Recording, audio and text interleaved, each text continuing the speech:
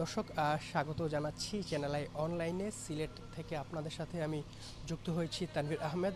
আপনারা জানেন যে আগামীকাল সকাল 10টায় বাংলাদেশ জিম্বাবুয়ের বিপক্ষে 2 ম্যাচ টেস্ট সিরিজের প্রথম ম্যাচে মাঠে নামবে। এই টেস্টকে সামনে রেখে বাংলাদেশ সকাল 10টার দিকে অনুশীলন শুরু করেছে।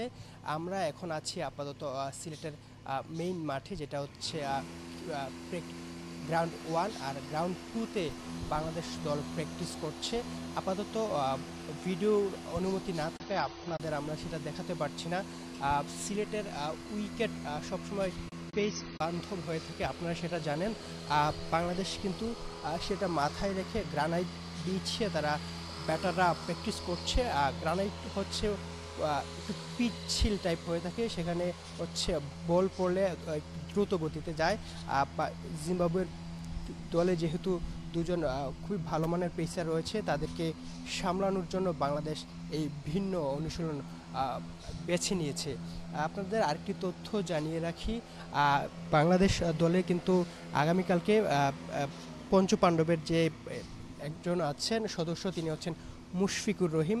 তিনি আগামীকালকে আর ম্যাচে কিপিং করবেন না।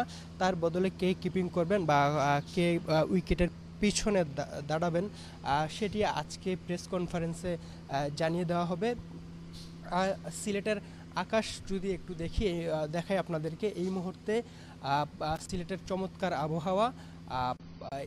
আপনারা জানেন যে সিলেটে গ্রীষ্ম বর্ষার দিকেই যে কোনো সময় বৃষ্টি নামতে পারে। আমরা এর আগে কয়েকদিন দেখেছি যে বৃষ্টির জন্য প্র্যাকটিস করতে পারছিলেন না ক্রিকেটাররা। দুই দলের এই প্র্যাকটিসে ব্যাঘাত ঘটিয়েছে বৃষ্টি।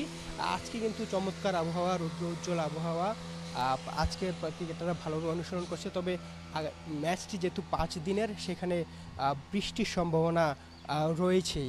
আবহাওয়া পূর্বাভাস তাই বলছে। সেখানে হয়তো বা সব 5 দিনের কোনো দিন পূর্ণ আবার নাও খেলা হতে পারে। আপনাদেরকে যদি একটু দেখাই সিলেটের পরিবেশটা, কি চমৎকার আবহাওয়া।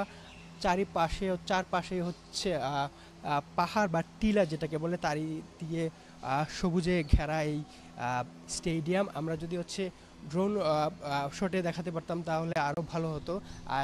একই স্টেডিয়ামের এক পাশে আছে গ্রিন গ্যালারি, যেটা আপাতত খুব একটা রক্ষণাবেক্ষণ নাই, সেখানে দর্শকরা খুব একটা আসে না। তারপরেও এই সিলেটের স্টেডিয়ামের সৌন্দর্য বাড়িয়েছে এই গ্রিন গ্যালারি।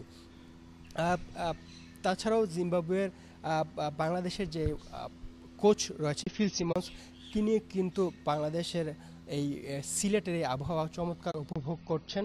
তিনি গতকাল প্রেস কনফারেন্সে জানিয়েছেন যে সিলেটের আবহাওয়া তার কাছে চমৎকার লাগছে।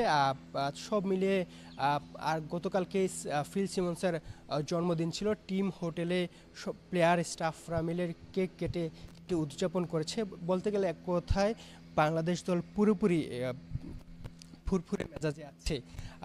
এদিকে আজ বাংলাদেশ দল অনুসরণ করার পরই দু দল দুপুর 1টার দিকে ট্রফি আনভিলের কথা রয়েছে। সেই ট্রফি আনভিল শুরু হবে 1টা 15 দিকে। তখনই আমরা আপনাদেরকে এর আগেই শুরু হয়ে যাবে প্রেস কনফারেন্স।